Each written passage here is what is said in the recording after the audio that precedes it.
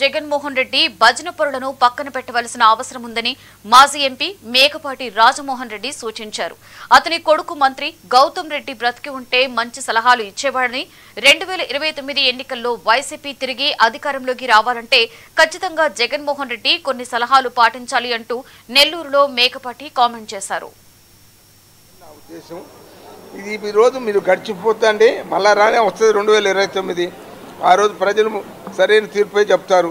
రాష్ట్ర ప్రజలకు నేను చెప్తున్నాను, ఈరోజు జగన్మోహన్ రెడ్డి అయిన పొరపాటు చేసి ఉంటే అన్నీ సవరించుకుంటాడు తప్పనిసరిగా.